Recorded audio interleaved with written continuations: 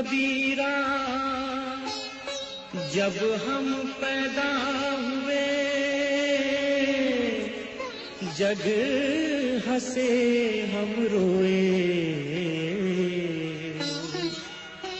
ऐसी करनी कर चलो हम हंसे जग रोए।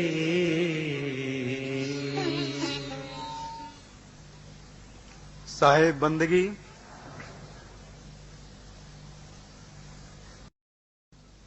जब से सभा में उपस्थित हुआ हूं, प्रेम की ही बात चल रही है और प्रेम पर साहब ने ऐसा लगाम कसा है कि कुछ कहते नहीं बन रहा है।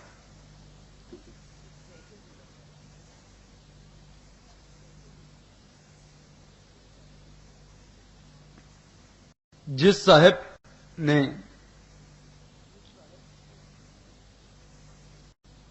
जिसे हम अपना सत्पुरुष मानते हैं, सद्गुरु मानते हैं,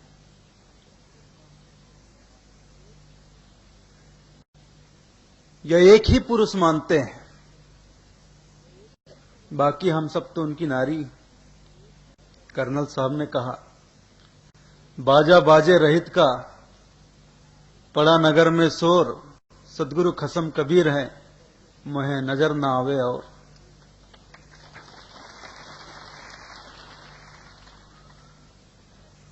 हम सबके खसम तो वही हैं,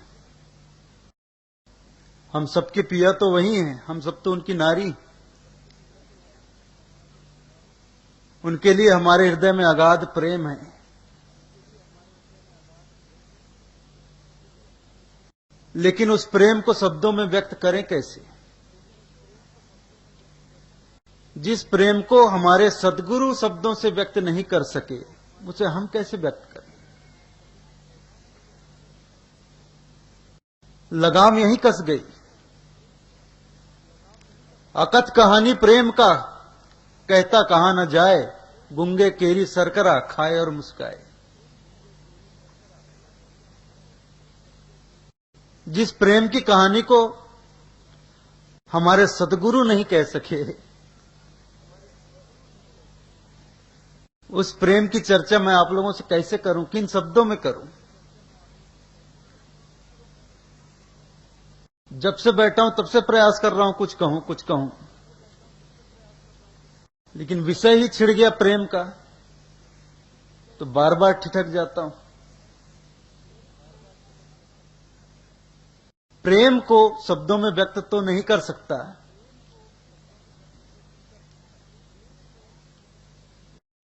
लेकिन प्रेम के व्यवहार पर थोड़ी चर्चा जरूर कर सकता हूं।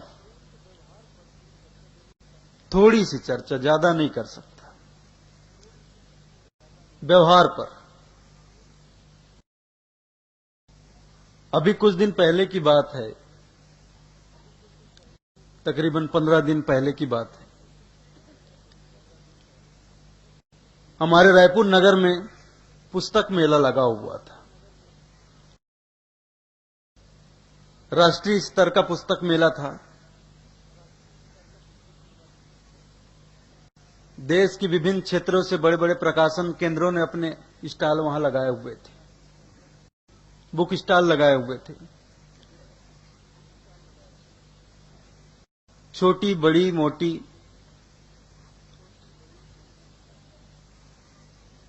पुस्तकों से पूरा पुस्तक मेला भरा हुआ था। मैं, हमारे संस्था के जो अध्यक्ष महोदय हैं डॉक्टर वर्मा जी,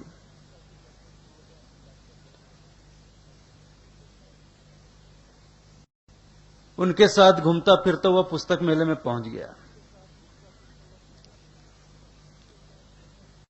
पूरा पुस्तक मेला घूमकर देखा।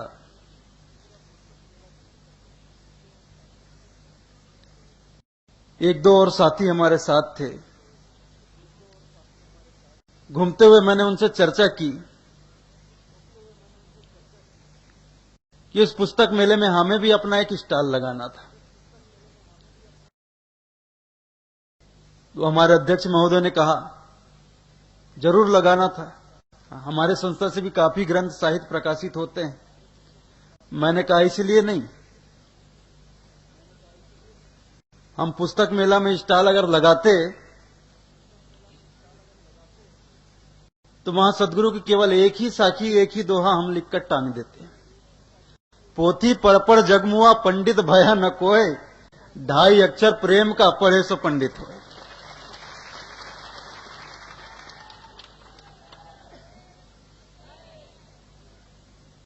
उस पुस्तक मेले में अपना स्टॉल लगता तो हम बस एक साखी, एक दोहा लिखकर बुक स्टॉल पे लटका देते और मूल्य नीचे लिख देते,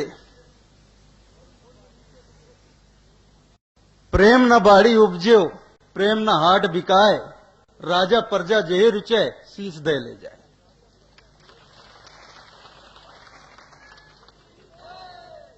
ये प्रेम का मूल्य।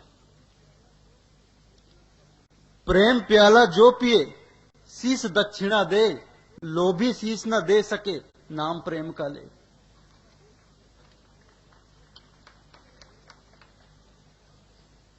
प्रेम पर दोहे साकी साहब ने बहुत कहे, लेकिन कहते कहते अंत में उन्होंने यही कहा, क्या कथ कहानी प्रेम का, कहता कहा न जाए, गुंगे केरी सरकरा खाए और मुस्काए। प्रेम की जुबान नहीं होती। जब हृदय में प्रेम जागता है तो उसे शब्दों से नहीं कहा जाता है। ये हकीकत तो निगाहों से बयां होती है। इश्क की हकीकत निगाहों से बयां होती है। और जब हृदय में प्रेम जागता है तो लाख छुपाओ छुप नहीं सकता।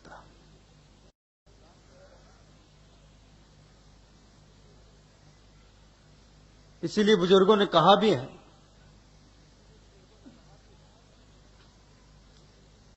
प्यार और सुगंध, प्रेम और खुशबू छुपाए नहीं छुपता। इश्क और मुस्क छुपन्ना छुप दे, चाहे लाख छुपाए। इश्क है सच्ची रब्दे रहमत, इश्क से क्यों घबराई। प्रेम छुपाए ना छुपे, इसी बात को साहब कह रहे हैं। प्रेम छुपाए ना छुपे, जा घट प्रगट होए, जो मुख से कछु ना कहे, तो नैन दियो है रोए।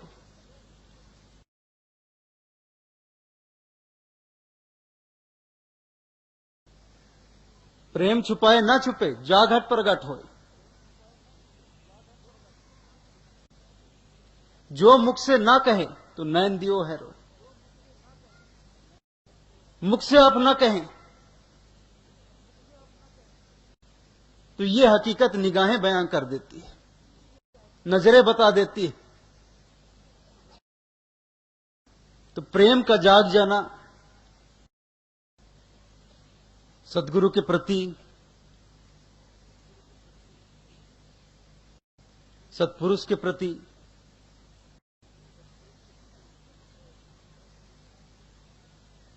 हमारे लिए, जीव के लिए मुक्ति का मार्ग खोल देता है। प्रेम जगावे विरह को,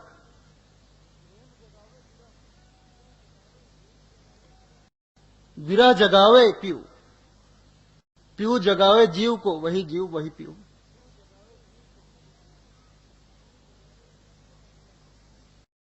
प्रेम जब जागता है हृदय में तो अपने साथ विरह भी जगाता है। विरह जब जागता है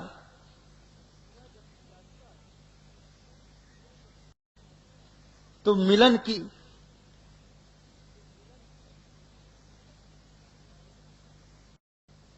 इच्छा हमारे अंदर उत्पन्न होती है। जिसके प्रति हमारा प्रेम जागता है उससे मिलने को हम तड़पने लगते हैं, और जब तक उससे ना मिल जाए हमारी यह तड़प मिटती नहीं है।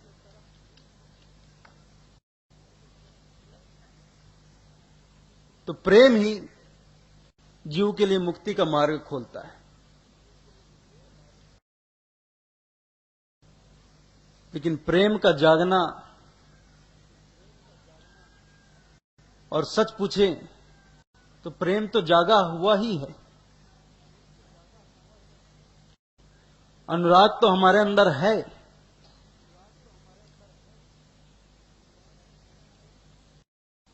लेकिन जो बातें मैंने कल कही, बात वही है, किसके प्रति? जिसके प्रति हमारे हृदय में प्रेम होता है, अनुराग होता है, हम उसी की तरफ ही दौड़ते हैं, उसके तरफ ही दौड़ते हैं, उस तक पहुंचने का प्रयास करते हैं। जिसके प्रति हमारे हृदय में प्रेम जागता है, हमारा सारा ध्यान वहीं ठहरता है, हमारी सुरती वहीं टिकती है, वहीं रमती है।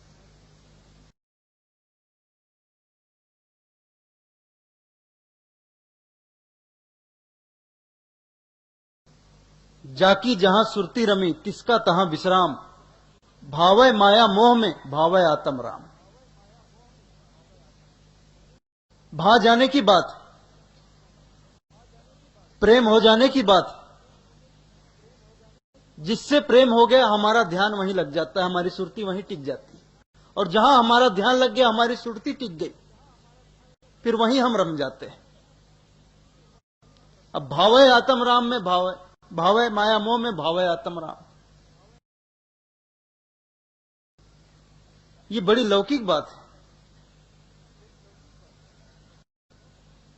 आपके हमारे सबके अनुभव की बात है। जिससे प्रेम हो जाता है, उसकी छवि हर क्षण हमारे ध्यान में रहती है। सोते जागते, उठते बैठते, खाते पीते,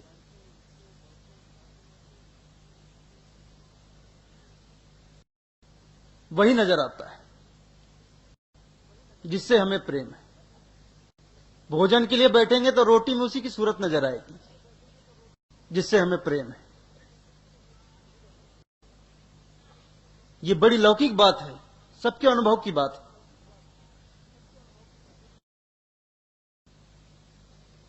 वृक्षों में, पेड़ों में, पौधों में, फूल पत्तों में, नदी पहाड़ में, कहीं भी जाएं, जो है सामने वो नजर नहीं आएगा। हर स्थान पर प्रेमी की छवि नजर आएगी जिससे हम प्रेम करते हैं।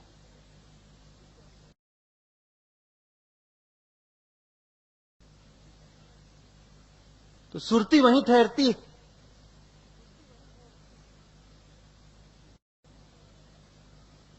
जहां हमारा मन लगा या जिसके प्रति हमारे मन में प्रेम जागा हो।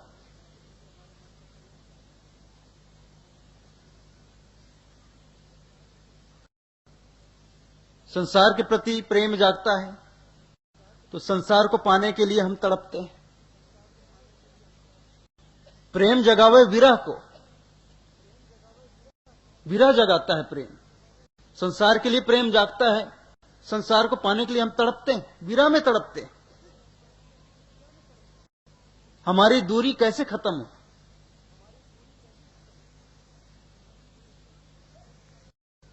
किसी वस्तु के प्रति प्रेम जाग जाए कि ये कार मुझे मिल जाए, ये मोटर गाड़ी मुझे मिल जाए, बड़ी सुंदर कार है। किसी कार को देखकर हम आकर्षित हो गए, उसके लिए हमारे मन में मोह जाग गया, प्रेम जाग गया। तो ये कार, ये गाड़ी मुझे कैसे प्राप्त हो, ये मुझे कैसे मिले? हम तड़पने लगते हैं उसे पाने के लिए। उससे दूरी सही नहीं जाती, ये विरह है।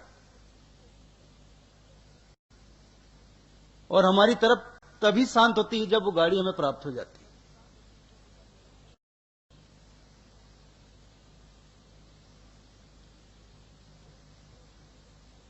विरह की पीड़ा से बढ़कर दुनिया में और कोई पीड़ा नहीं है।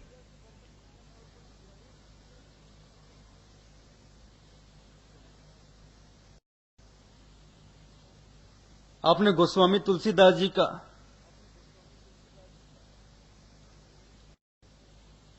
या उनके जीवन का एक प्रसंग सुना होगा। उनकी पत्नी थी रत्नावती। गोस्वामी तुलसीदास जी की पत्नी का नाम था रत्नावती। गोस्वामी तुलसीदास जी अपनी पत्नी से इतना प्रेम करते थे,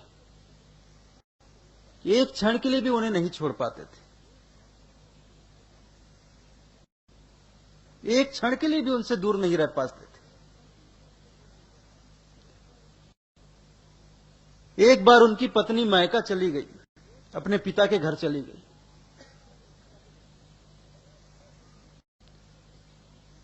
कुछ ही दिन बीते थे, लेकिन कुछ ही दिनों में विरह में इतने दीवाने हो गए तुलसीदास जी कि अपनी पत्नी से मिलने के लिए ससुराल की ओर दौड़ पड़े। जिस स्थिति में थे, जिस अवस्था में थे, घर से निकलकर दौड़ पड़े। भादों का महीना था, बीच में नदी पड़ती थी और इतनी बरसात हो रही थी, ऊपर से रात का समय। कहा जाता है नदी में कूद गए, उफनती नदी में कूद गए।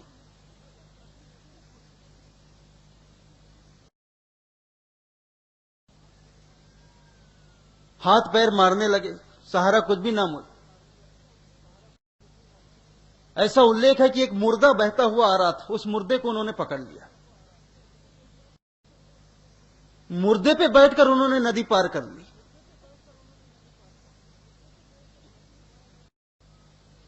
नदी पार कर भागते दौड़ते अपने ससुराल में पहुंचे। अब ऐसा भी कहा गया है, अटारी पर एक सर्प लटक रहा था। दरवाजा तो बंद था, बरसात हो रही थी, बिजली चमक रही थी, बादल गरज रहे थे। दरवाजा खटखटाए भी तो कौन सुने, कौन खोले। कहते हैं अटारी पे एक सांप लटक रहा था, उस सांप को पकड़कर अटारी पे चढ़ गए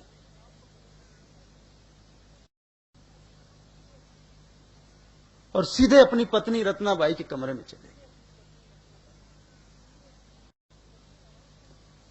उनकी पत्नी अवाक रह गई। इतना दीवाना, इतना बावला प्रेम में, इतना पागलपन। उफनती नदी मुर्दे में बैठकर पार कर गया, सांप पकड़कर अटारी पे चढ़ गया। रत्नाबाई ने सिर्फ इतना कहा, जितना प्रेम तुमने मुझसे किया, इतना प्रेम अगर तुमने राम से किया होता, तुम कब के राम से मिल गए होते। कहते उसी क्षण तुलसीदास जी उल्टे पैर वापस आ गए।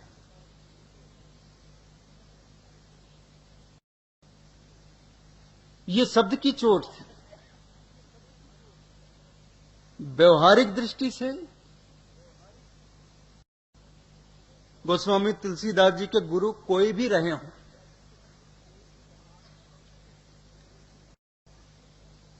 लेकिन राम से मिलाने वाला सदगुरु उनकी पत्नी ही थी। मेरे विचार से, ये मेरा अपना विचार है। शब्द की चोट रत्नाबाई ने तुलसीदास के हृदय में मारी।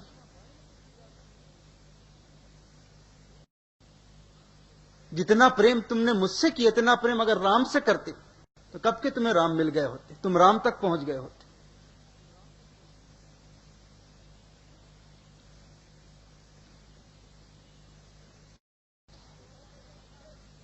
तो यही तो चाह है।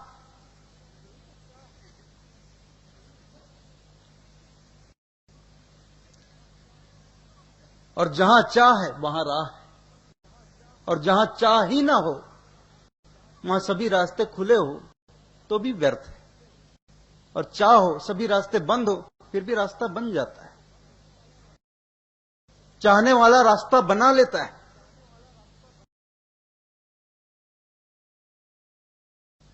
एक व्यक्ति एक संत के पीछे पड़ गया। मुझे प्रभु तक पहुंचने की राह बताओ, दया करो, कृपा करो। संत जी मुस्कुराकर टाल देते थे। काफी दिन हो गए। उस व्यक्ति की बेचैनी बढ़ती गई। प्रतिदिन सुबह शाम वह व्यक्ति संत जी के पास जाता, अर्ज लगाता, मुझे प्रभु तक पहुंचने की राह बताओ, उपाय बताओ, कोई रास्ता बताओ। संत जी हमेशा की तरह मुस्कुराकर टाल जाते।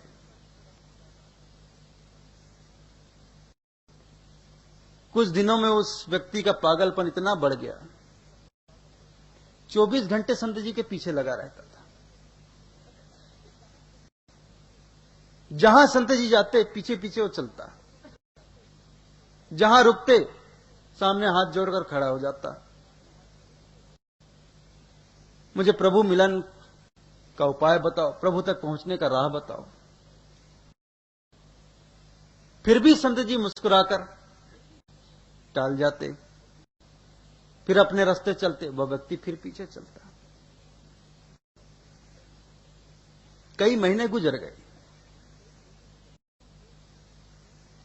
एक दिन संत जी नदी में सुबह सुबह स्नान कर रहे थे। हद हो गई, वह व्यक्ति भी नदी में उतर गया। कमर भर पानी में संत जी खड़े थे, स्नान कर रहे थे। वहां पहुंचकर बोलता है, मुझे प्रभु तक पहुंचने की राह बताओ। संत जी ने उसका गर्दन पकड़ा, पानी के नीचे दबा दिया।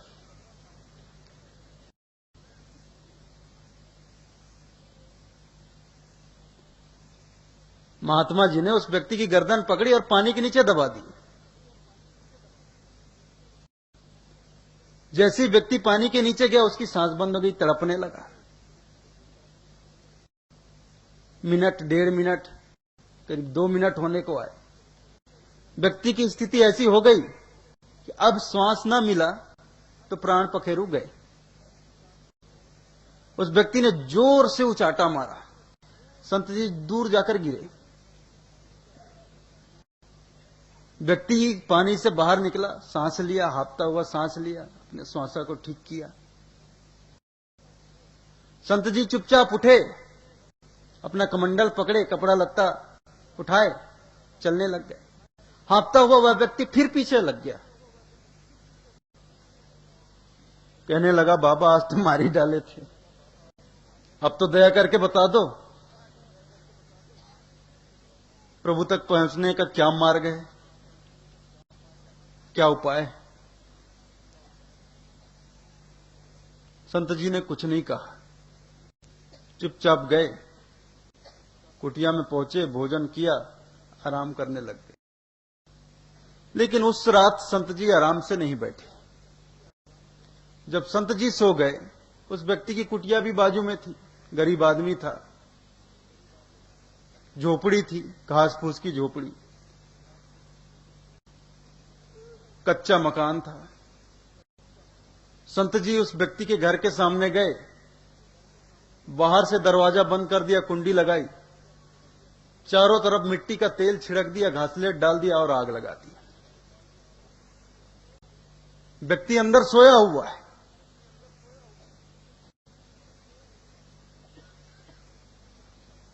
जब घर जलने लगा, गर्मी पहुंची तो उसकी नींद खुल गई। नींद से जागा, देखा अरे घर में तो आग लग गई। दरवाजे की तरफ दौड़ा, दरवाजा खींचा, दरवाजा बाहर से बंद, और कोई दूसरा रास्ता नहीं, खिड़की भी नहीं। अब क्या किया जाए? वह सोचा, बैठा रहा तो जल के मर जाऊंगा, कैसे करूं? दरवाजा भी बाहर से बंद, पूरा घर जलने लग गया था। अब 1 मिनट भी रुका तो गया, जलकर जिंदा ही जल जाऊंगा। एक किनारे गया, दौड़ते हुए दीवार पे धक्का मारा, दीवार फोड़कर बाहर निकल गया। पूरे मोहल्ले के लोग इकट्ठे हो गए थे, बस्ती में आग लगी थी। सारे लोग पानी डाल रहे थे, आग बुझाने का प्रयास कर रहे थे। महात्मा जी भी एक तरफ खड़े थे, मुस्कुरा रहे थे। व्यक्ति को शंका हो गई, ये आग लगी, ये लगाई गई, क्योंकि बीड़ी सिगरेट तो मैं पीता नहीं। आज सुबह भी इसने मुझे मारने का प्रयास किया था, नदी में डुबा दिया था। हो ना हो ये करतूत इस संत महात्मा की ही हो। जाकर कहने लगा, बाबा जी मुझे आप पर पूरा शक है, ये आग लगी नहीं लगाई गई है। तो बाबा जी ने कहा, संत जी ने तेरा शक बिल्कुल ठीक है, ये आग लगी नहीं लगाई गई और मैंने लगाई। तो आपने क्यों लगाई? तू मुझसे पूछ रहा था। और कब से पूछ रहा है? महीनों बीत गए। सोते जागते उठते बैठे थे, नहाते धोते खाते पीते, तूने मेरा जीना हराम कर रखा है। एक ही बात, प्रभु तक पहुंचने का क्या मार्ग है? मुझे उपाय बताओ, रास्ता बताओ। मैंने बता दिया, तूने पूछा इसीलिए मैंने बताया। व्यक्ति कहने लगा, क्या खाक बताए? 1 मिनट भी ठहर जाता तो जिंदा जल जाता था।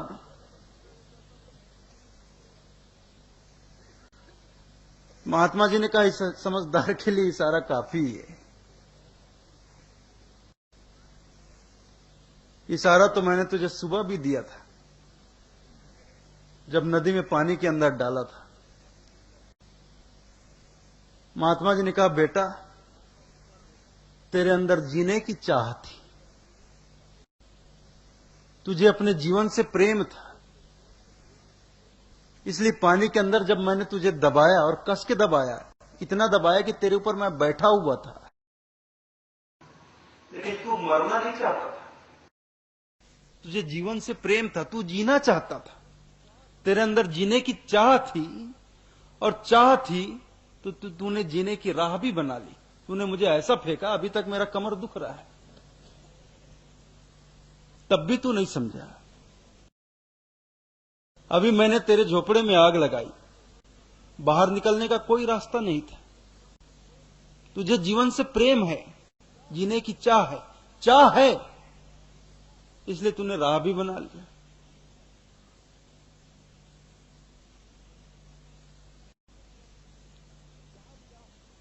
जहां चाह वहां राह। घर से बाहर निकलने के लिए कोई रास्ता नहीं था, फिर भी तूने रास्ता बना लिया। फिर तो क्यों मुझसे बार बार पूछ रहा है, रोज रोज पूछ रहा है, प्रभु तक पहुंचने का क्या मार्ग है, क्या उपाय है, क्या राह? पूछने का मतलब ही यही है।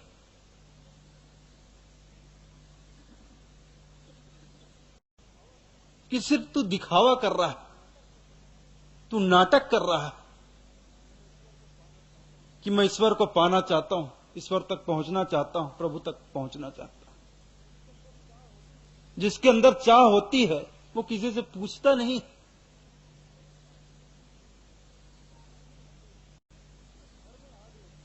जब घर में आग लगी और तुमने घर को सब तरफ से बंद पाया, उस वक्त तुमने कोई ग्रंथ साहित्य नहीं खोला,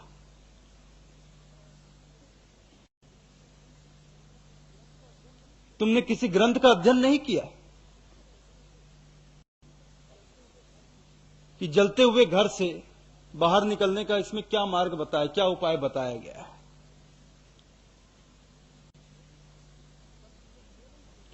तब तुमने ये नहीं सोचा कि आज तक किसी संत ने, किसी महात्मा ने मुझे ये शिक्षा नहीं दी कि घर में आग लगे और सब तरफ दरवाजा खिड़की सब बंद हो तो जलते हुए घर से बाहर कैसे निकला जाए।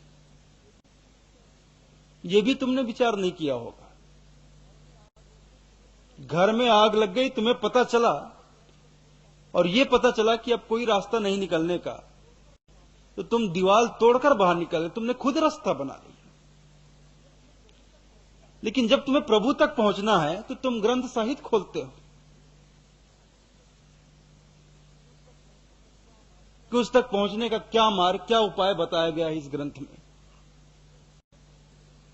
तुम संत ढूंढते हो, गुरु ढूंढते हो कि गुरु मुझे बताएंगे कि प्रभु तक पहुंचने का क्या मार्ग है। संत हमें बताएंगे कि प्रभु तक पहुंचने का क्या मार्ग है, क्या उपाय। प्रेम ही उपाय है, और क्या उपाय? जहां चाह वहां राह।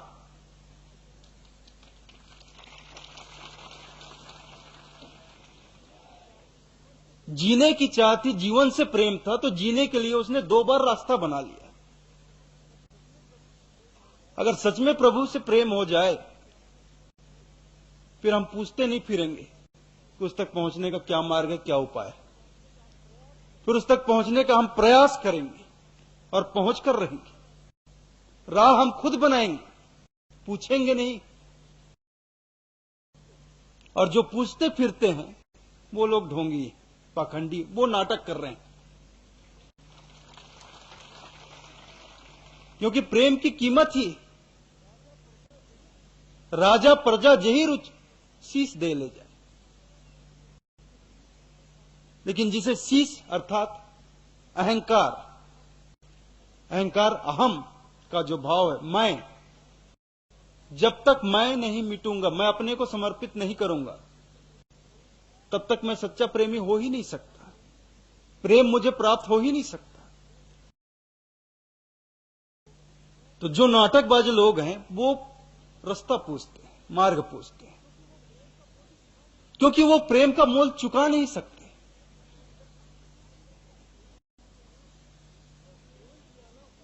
और प्रेम प्याला वो पिए जो शीश दक्षिणा दे। लोभी शीश न दे सके, नाम प्रेम का ले। वो केवल नाम लेता है प्रेम का, वो नाटक करता है। लेकिन अपने शीश को, अपने अहंकार को, मैं के भाव को मिटाने की हिम्मत उसके अंदर नहीं होती, या मैं को कायम रखने का लोभ वह छोड़ नहीं पाता। अपने अहम को कायम रखने का मोह वह छोड़ नहीं पाता, और नाम प्रेम का लेता रहता है। और जब तक मैं ना मिटे,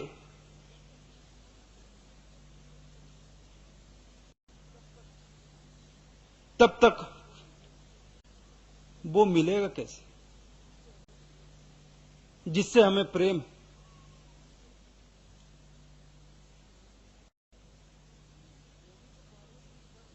प्रेमी को पाने की शर्त ही यही, कीमत ही यही कि मैं को मिटा दो।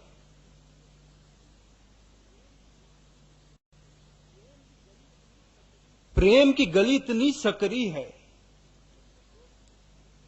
कि उसमें दो की कोई गुंजाइश ही नहीं है, वहां एक ही रह सकता है। मैं था तब हरि नहीं, हरि है मैं नाही, प्रेम गली अति साकरी, तामे दो न समाई।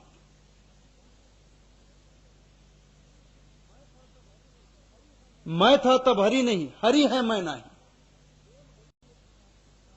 प्रेम गली अति साकरी, तामे दो न समाई। प्रेम की गली में दो के चलने की जगह ही नहीं है।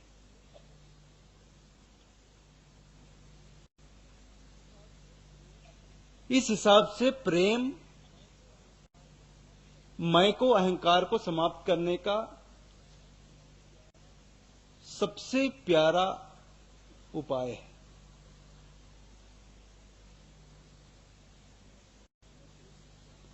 और सच में प्रेम हो जाए तो मैं रहता कहां है? फिर तो वही रहता है जिससे प्रेम होता है। हर घड़ी हर क्षण वही रहता है।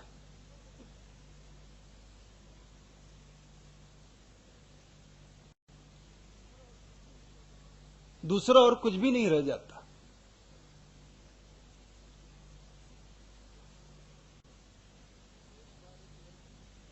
एक बार एक लड़की किसी के प्रेम में दीवानी हो गई।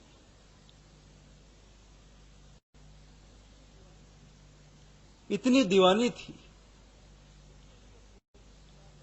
जब भी उसका प्रेमी पुकार लगाता, वो पागलों की भांति उससे मिलने दौड़ पड़ती थी। एक दिन की बात,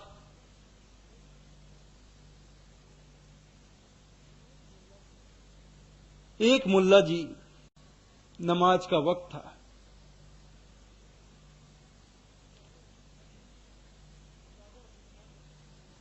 चादर बिछाकर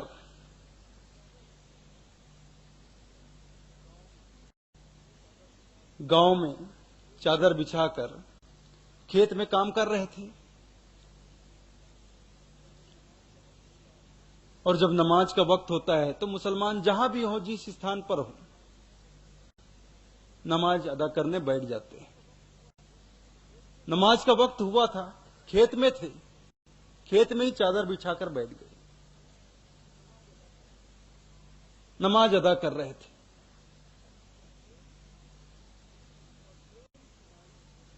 और प्रेम की मारी, प्रेम की दीवानी, वह लड़की अपनी प्रेमी की आवाज सुनकर उससे मिलने दौड़ी चली जा रही थी, भागी चली जा रही थी। और इतनी मस्त थी प्रेम में कि वो मुल्ला जी के चादर को रौंदते हुए निकल गई। मुल्ला जी ने देखा तो उन्हें बड़ा क्रोध आया, गुस्सा आया, लेकिन तब तक वह लड़की निकल गई थी। मुल्ला जी वहीं बैठे रहे।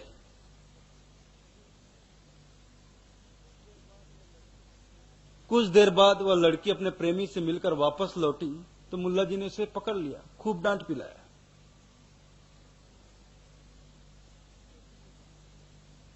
तो लड़की ने कहा कि मुल्ला जी आप नाराज क्यों होते, मुझे डांटते क्यों, आखिर मेरी गलती क्या है? मुल्ला जी ने कहा गलती क्या है पूछती है, मैं इतना बड़ा 5 फुट का आदमी यहां चादर बिछाकर नमाज अदा कर रहा हूं और तू भागी चली जा रही है। तू बावली है कि अंधी है, तुझे दिखाई भी नहीं पड़ा? तू मेरे चादर से मेरे सामने मुझे धकेलते हुए निकल गई।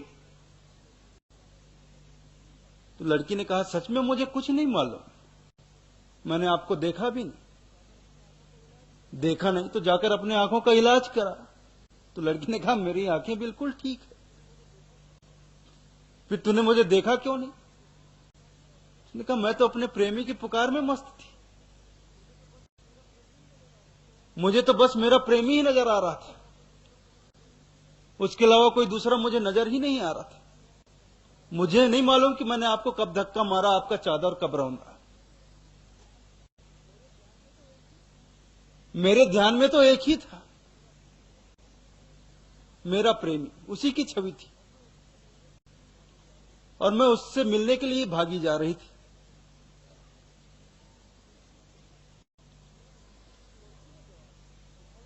फिर लड़की ने जवाब किया, पलट कर जवाब किया, और आप कह रहे हैं कि आप नमाज के लिए बैठे थे? हां मैं नमाज कर रहा था। मतलब आप अपने मालिक को याद कर रहे थे? हां मैं अपने मालिक को याद कर रहा था। फिर आपने मुझे कैसे पहचान लिया, कैसे देख लिया?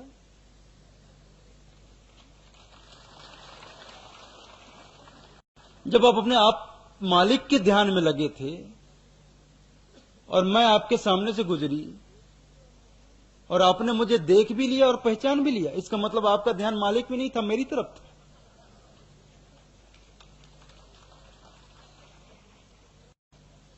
फिर तुम्हारे प्रेम से तो मेरा प्रेम बेहतर है।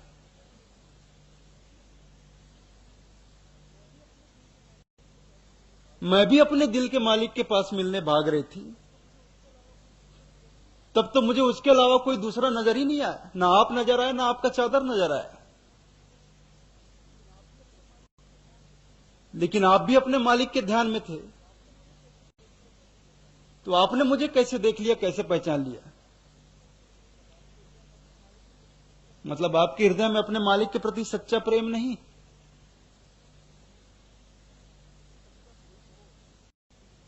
सच्चा प्रेम हो तो प्रेमी के अलावा दूसरा कुछ नजर ही नहीं आएगा।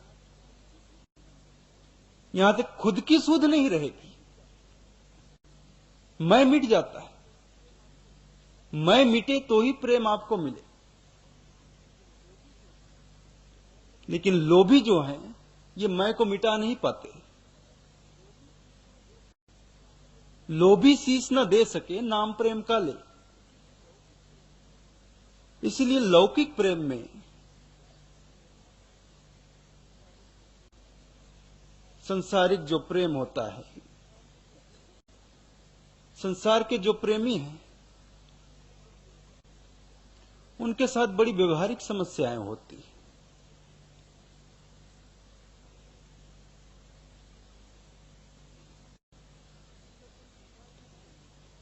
अक्सर जो संसार के प्रेमी हैं वो रोते गाते आपको मिलेंगे, दुखी आपको मिलेंगे।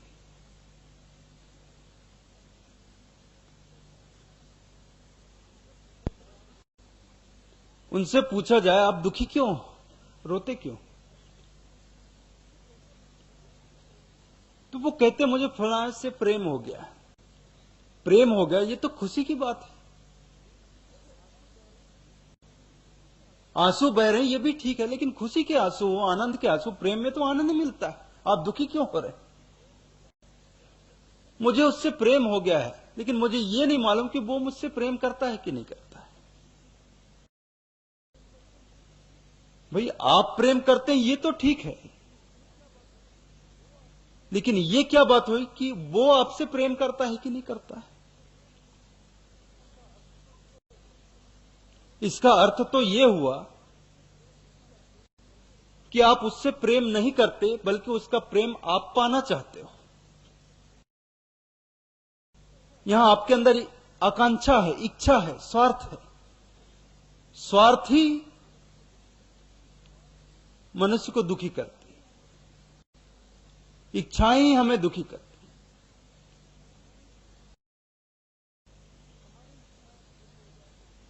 हमारी इच्छा पूरी हो जाए तो हम प्रसन्न होते हैं, हमारी इच्छा पूरी ना हो तो हम दुखी होते हैं।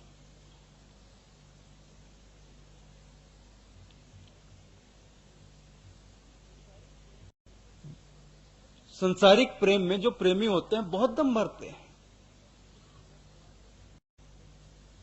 कि मैं फलां से प्रेम करता हूं, मैं उसके लिए कुछ भी कर सकता हूं, बस वो एक बार मुझसे कह दे कि वो भी मुझसे उतना ही प्रेम करता है जितना मैं करता हूं। ये क्या शर्त हुई? कोई शर्त नहीं होती नहीं प्यार में, मगर प्यार शर्तों पे तुमने किया। एक किसी शायर ने कहा है, शर्तों पे लोग प्रेम करते हैं कि वो मुझसे प्रेम करे, बदले में प्रेम करे। मैं उससे प्रेम करता हूं तो वो मुझसे प्रेम करे। क्यों? कोई जरूरी? आप प्रेम करते हैं, आप करो, जिंदगी भर करो, कोई बुरी बात नहीं।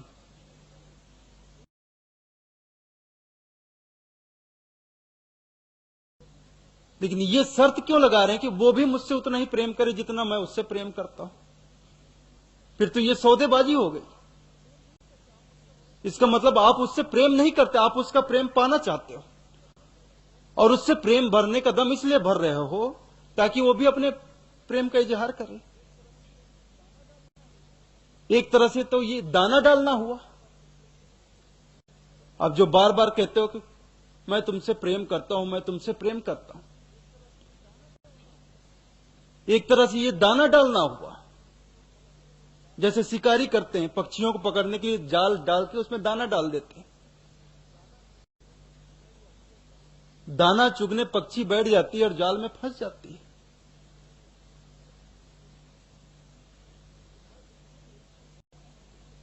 फिर मैं तुमसे प्रेम करता हूं, मैं तुमसे प्रेम करता हूं, ये कहना एक तरह से दाना डालना ही हुआ।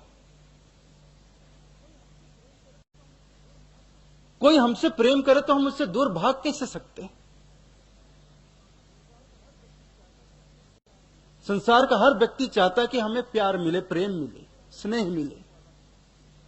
कोई हमें स्नेह करने वाला मिले, प्रेम करने वाला मिले, तो हम उससे दूर भागेंगे क्यों? कोई हमें नफरत करने वाला मिले, कोई हमें नुकसान पहुंचाने वाला मिले, कोई हमसे द्वेष रखने वाला मिले, तो हम उससे कतराते हैं, दूर भागते हैं। लेकिन जब हमें कोई प्रेम करने वाला मिले तो उसका प्रेम पाने के लिए हम उसके और करीब जाते हैं। हर इंसान संसार में प्रेम पाना चाहता है और सबसे प्रेम पाना चाहता है।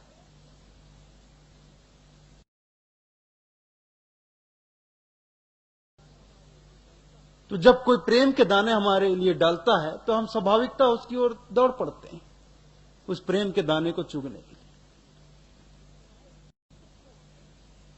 लेकिन यहां स्थिति यह होती है हमें लगता है कि सामने वाला हमसे प्रेम करता है और हम पर प्रेम बरसा रहा है और हमें उससे प्रेम मिलेगा, लेकिन हकीकत यह है कि हमारा प्रेम पाने के लिए सामने वाला तड़प रहा है।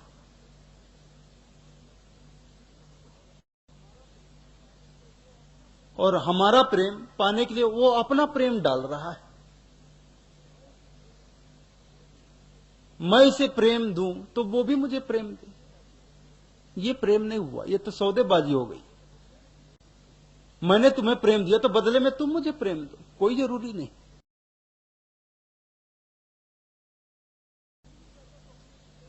प्रेम में मैं रह ही नहीं जाता तो अपने लिए प्रेम पाने का सवाल ही नहीं उठता।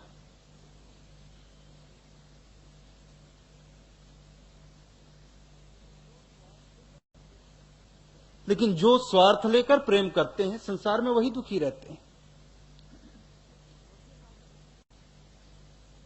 और ये नाटक है। वो लोभी है, वो शीश दक्षिणा नहीं दे सकता। प्रेम प्याला जो पिए शीश दक्षिणा दे। लोभी शीश न दे सके, नाम प्रेम का ले, वो सिर्फ नाम प्रेम का लेता है।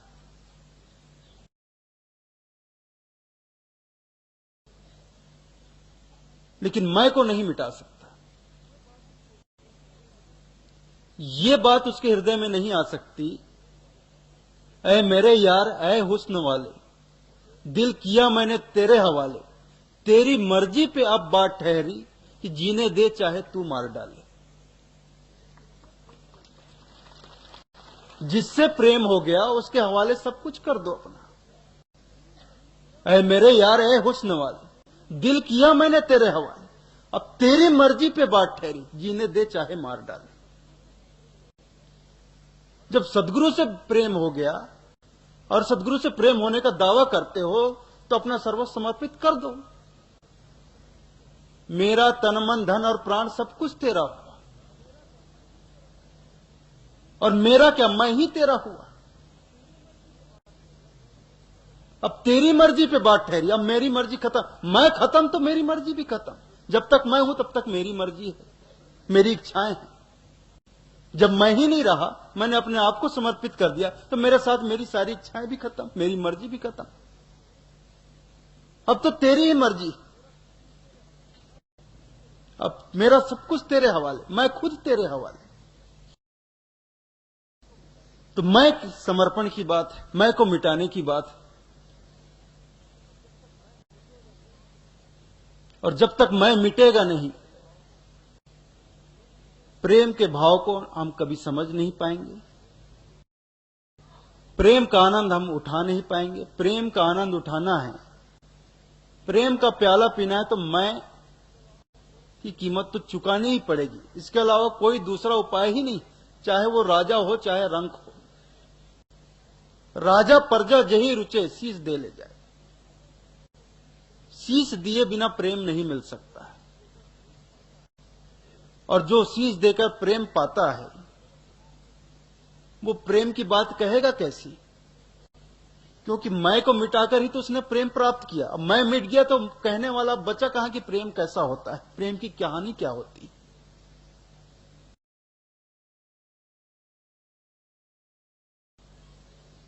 इसीलिए साहब ने कहा, अकथ कहानी प्रेम का, कहता कहा न जाए, गूंगे केरी सरकरा खाए और मुस्काए। प्रेम की कहानी अकथ है, इसे कहा नहीं जा, शब्दों में नहीं कहा जा सकता। प्रेम का आनंद लिया जा सकता है, प्रेम में डूबा जा सकता है, लेकिन कीमत बहुत बड़ी है। और जब तक लोभ है तब तक वह कीमत हम चुका नहीं सकते, लोभी नहीं चुका सकता।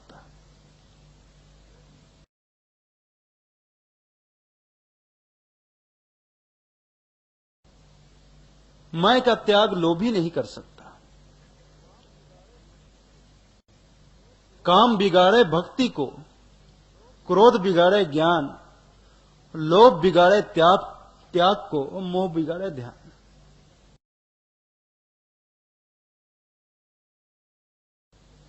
काम बिगाड़े भक्ति को, काम भक्ति को बिगाड़ता है। और क्रोध बिगाड़े ज्ञान, और क्रोध ज्ञान को बिगाड़ देता है। एक क्षण का क्रोध हमारी सारी पंडिताई पानी में डुबो देता है।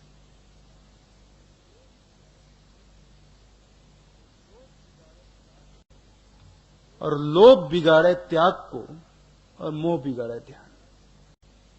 और लोभ त्याग को बिगाड़ता है। लोभ है तो हम त्याग कर सकते नहीं, तो लोभी शीश न दे सके नाम प्रेम का ले, नाम प्रेम का लेता रहता है। तो प्रेम के बारे में चर्चा करने वाले तो बहुत हैं, प्रेम का दम भरने वाले बहुत हैं,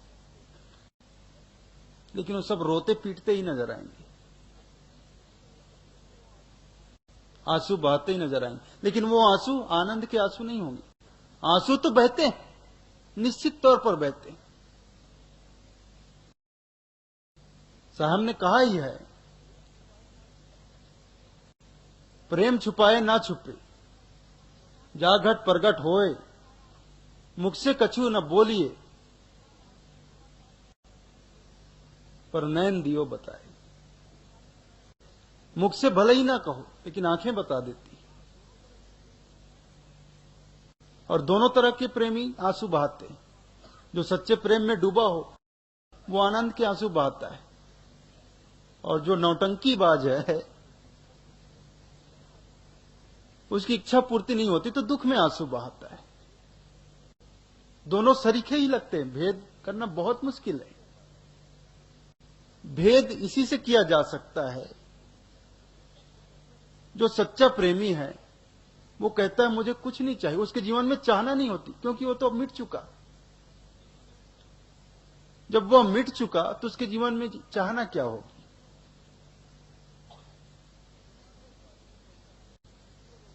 और जो नाटकबाज है वो कहता है मैं इसलिए रो रहा हूं कि मैं उससे इतना प्रेम करता हूं, लेकिन वो जवाब ही नहीं देता मुझे। मैं 100 बार उससे कह चुका कि मैं तुमसे प्रेम करता हूं, लेकिन उसने एक बार भी मुझसे नहीं कहा कि मैं भी तुमसे प्रेम करता हूं। मैं क्या करूं, कैसे करूं, क्यों कहे वो। ये प्रेम नहीं है, ये तो सौदेबाजी है। तो सीधी सी बात है, तुम प्रेम नहीं कर रहे हो, तुम उससे का प्रेम चाहते हो, और जहां चाहे वहां स्वार्थ है, और जहां स्वार्थ है वहां तो दुख ही दुख है, कष्ट है। तो आनंद तो प्रेम में है, लेकिन सच्चे प्रेम में है। मैं को मिटाकर ही सच्चा प्रेम का आनंद लिया जा सकता है। और अगर प्रेम हो जाए तो उस तक पहुंचने का रास्ता अपने आप बनते जाता है, बन जाता है। तो एक बार सदगुरु के प्रति प्रेम जाग जाए, लेकिन बात वही है भाने की। अब जिसके प्रति हृदय में प्रेम उमड़ा है, अनुराग जागा है, उसी में हम लिप्त हैं, उसी में डूबे हुए, उसी के पीछे भाग रहे हैं। संसार के प्रति हमारे हृदय में अनुराग उमड़ा है, प्रेम जागा है, तो हम संसार के पीछे दौड़ रहे हैं उसे पाने के लिए।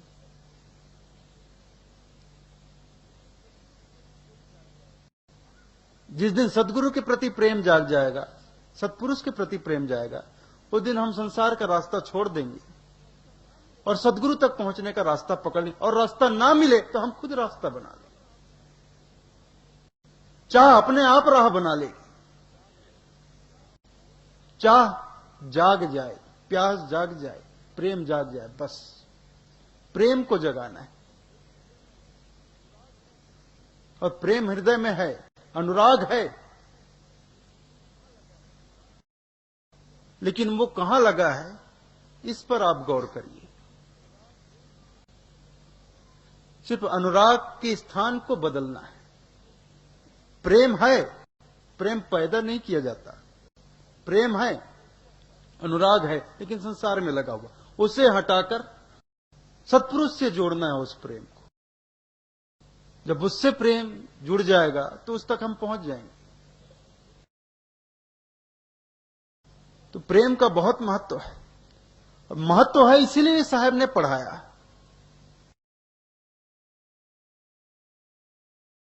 साहब ने पोथी पुराण नहीं पढ़ाया। और सदगुरु कबीर दुनिया के इकलौते ऐसे संत हैं जिनका पाठ सिर्फ 2.5 अक्षर का। इससे छोटा पाठ संसार के किसी संत ने नहीं पढ़ाया है।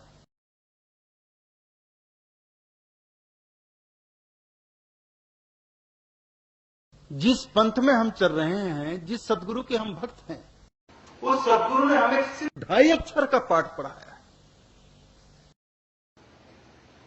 और इस 2.5 अक्षर को ही जिसने पढ़ लिया वो पंडित हो गया।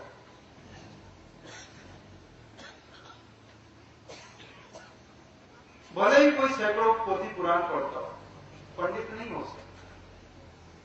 लेकिन 2.5 अक्षर प्रेम का जिसने पढ़ लिया वो पंडित हो जाता है, वो आनंद से भर जाता है। और हम पोथी पुराण में लगे हुए हैं। हमारे भी बुक स्टॉल खुले हुए हैं। 50 पुस्तकें किताबें वहां बिक रही है, और उसमें 2.5 अक्षर नहीं, हजारों अक्षर है। हमारा सदगुरु हमें 2.5 अक्षर का पाठ पढ़ा रहा है, और हम भक्तों को इतनी मोटी मोटी किताबें दे रहे हैं। इसे पढ़ो, पढ़ने से तुम्हें भला हो, तुम्हारा भला होगा, ज्ञान मिलेगा। कहां ज्ञान मिलेगा? पोथी में ज्ञान नहीं।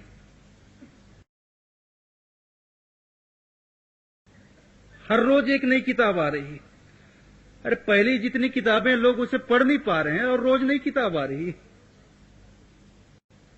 हजारों हजारों साल से किताबें लिखी जा रही हैं। लाखों किताबें संसार में होंगी।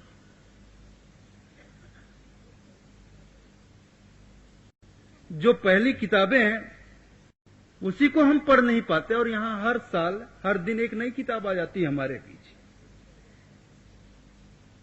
नई पोथी आ जाती है हमारे बीच। लोग पढ़ो इसे। सारा जीवन पोथी पढ़ने में ही गया।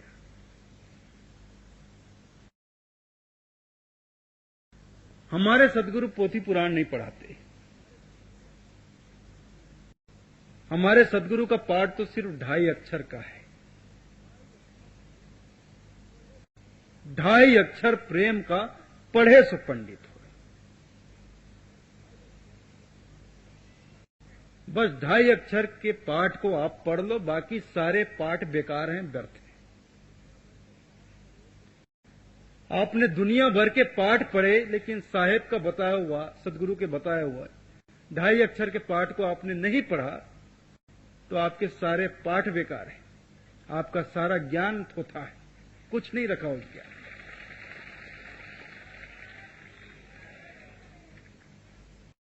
दुनिया के पाठ आप ना पढ़े हो ना सही, किसी पुस्तक का ज्ञान आपको हो ना हो, कोई हर्जा नहीं। लोग कतराते हैं, शर्माते हैं, छुपाते हैं। कोई किसी से पूछे तुम्हें अनुराग सागर का ज्ञान है, तुमने अनुराग सागर पढ़ा? नहीं पढ़ा। क्या कबीरपंथी हो? कबीरपंथी होकर अनुराग सागर नहीं पढ़ा। तूने बीजक पढ़ा है? बीजक का अध्ययन किया? नहीं किया। कैसा तू कबीरपंथी है? बीजक नहीं पढ़ा। जब तक बीजक नहीं पढ़ेगा तब तक तुझे सदगुरु के सच्चे सिद्धांतों को कैसा मालूम पड़ेगा? सच्चा ज्ञान कैसे मिलेगा? लोग शर्माते हैं, हमने पुस्तक नहीं पढ़ा, ग्रंथ नहीं पढ़ा। मत पढ़ो, कोई जरूरत भी नहीं है, कुछ नहीं मिलेगा। जो मिलेगा वो 2.5 अक्षर के पाठ में ही मिलेगा। पढ़ना है तो 2.5 अक्षर के पाठ को पढ़ डालो। ये जीवन का उद्देश्य ही बना लो, लक्ष्य ही बना लो, मुझे सदगुरु के पढ़ाए हुए 2.5 अक्षर के पाठ को पढ़ना है। और 2.5 अक्षर का पाठ है प्रेम का पाठ। 2.5 अक्षर प्रेम का पढ़े सो पंडित। बस उस पाठ को पढ़ लो, हो गया काम। इससे ज्यादा और क्या कहूं साहेब।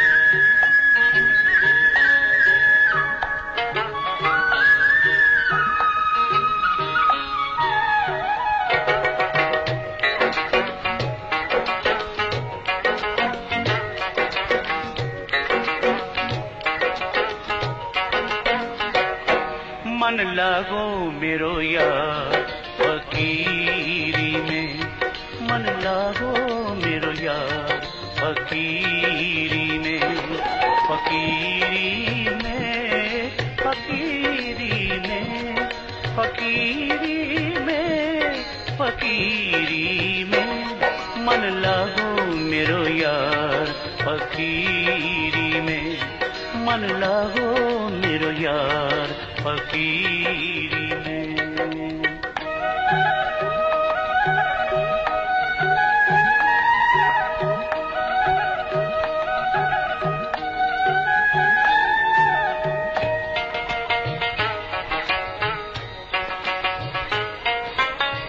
जो सुख पाऊं नाम भजन में, जो सुख पाऊं नाम भजन में, सो सुख नाही अमीरी में, सो सुख नाही अमीरी में, मन लागो मेरो यार फकीरी में, मन लागो मेरो यार फकीरी में।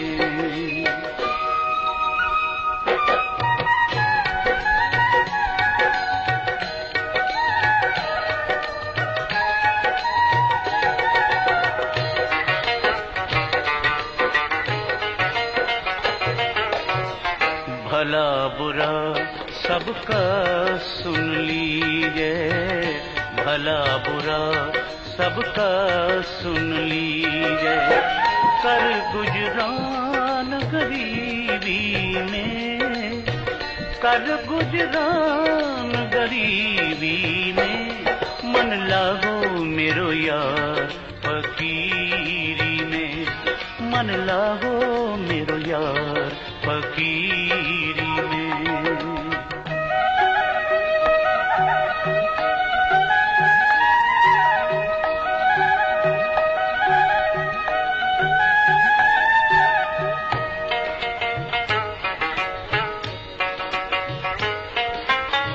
प्रेम नगर में रहन हमारी, प्रेम नगर में रहन हमारी, भली बन आई सबूरी में, भली बन आई सबूरी में, मन लागो मेरो यार फकीरी में, मन लागो मेरो यार फकीरी में।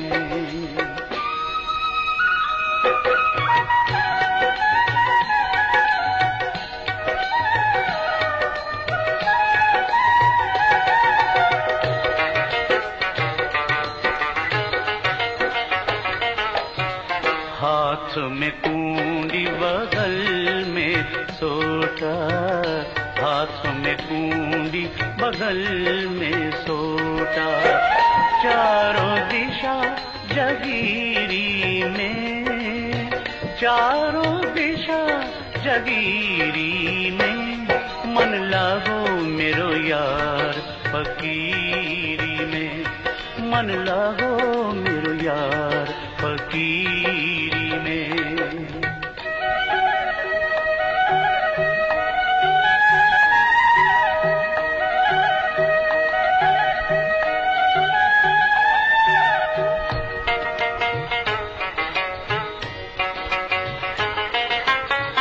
आखिर ये तन खाक मिलेगा, आखिर ये तन खाक मिलेगा, कहा फिरत मगरूरी में, कहा फिरत मगरूरी में, मन लागो मेरो यार फकीरी में, मन लागो मेरो यार फकीरी में।